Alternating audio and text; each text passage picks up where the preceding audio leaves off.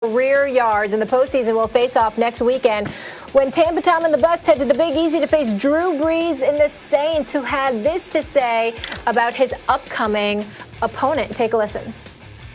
The minute that he signed with the Bucs and came in the division, you felt like that was going to be a team to contend with. That was going to be a team that had playoff aspirations and beyond, just like us.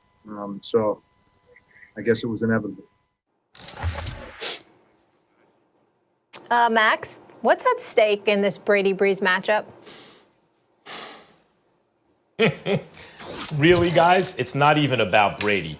What's at stake is really about Drew Brees. Tom Brady's already accomplished enough to say you can't call this season a failure. They won double-digit games. They got to the playoffs. He's 116 years old, Tom Brady, and he has 6 championships. Drew Brees has his best chance on paper to win a championship, maybe since the last time he won a championship. And he's got 1 to his name. And Brees is in that echelon of all-time quarterbacks farther down on the list. 2 Super Bowls would really enhance his legacy.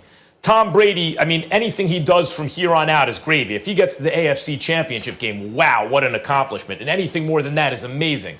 Drew Brees is leading maybe the best all-around team in football. Guys, the only reason I'm not taking the Saints to get out of the NFC is because if things keep progressing this way, they're going to have to go to Green Bay. If Green Bay beats the Rams, the Saints beat the Bucs, they'll have to go to Green Bay. And I don't like the Saints at Green Bay the way I would like them if they were at home. Otherwise, I'd take them to get out of the conference. So really, to me, what's at stake here is Drew Brees has a real and maybe the last opportunity to enhance his already legendary resume. Well, I don't disagree with that, but I would say this. It's something at stake for Brady from the standpoint that, damn, you're approaching the swan song, time of your career at age 43, being away from the New England Patriots, getting to the postseason, no doubt, throwing 40 touchdowns in the season. We get all of that. But you're going to lose 3 times to Drew Brees in the same season? Yeah, exactly. I think that's a bit problematic. Now if you split with them during the season and then you just happen to lose or whatever, you know what, it is what it is. But, last time you played them, you got stomped on your home turf.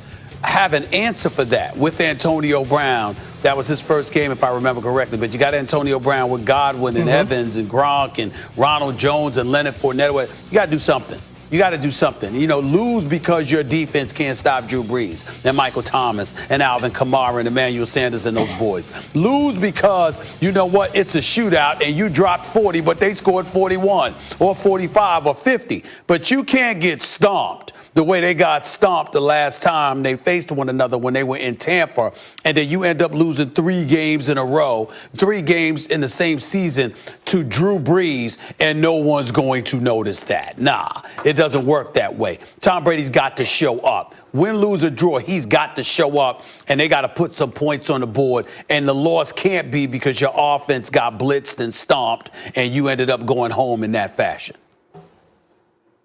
You know what? I look at it, this is good for Tom Brady, right? I think Max is right in one sense. If Tom Brady loses this will be a footnote to his Hall of Fame. I agree with that. Greatest of all time career, right? We won't even talk about it. Oh, they didn't win it that year, but they were really good. Tom Brady got them to the playoffs. We'll see what they do next year. But if you lose to the Saints throughout the season, if you lose to them twice, if you get stomped out at home in prime time for everybody to see, if everyone clearly believes that the Saints from top to bottom are a better team than you, then what better time to show the world that you're still Tom Brady?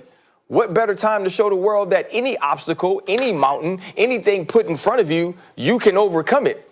And by the way, now you're in an offense that's playing differently, right? You're in an offense that Bruce Arians, Byron Leftwich, they understand that protecting you is the top priority. So we'll add an extra lineman and go tackle eligible, right, to keep that guy in to protect you. We'll keep Gronk in protection so we can have Evans out and so we can have Antonio Brown out and Chris Godwin. And now Antonio Brown is cooking and he's looking like a #1 receiver all over again.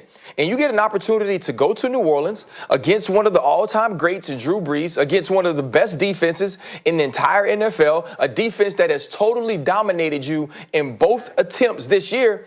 And you get to say, you know what? I'm Tom Brady. I fix things. I fix teams. I fix offenses. I even fix myself when I need to. I'm excited to see this because he gets to write another chapter. If the chapter isn't great, I said, it'll be small. But if he wins this, we'll talk about it. Real quick, the one thing at stake for Tom Brady is this, guys. In the AFC East, his entire career, almost 20 years, there was never another great quarterback there. Not a great one.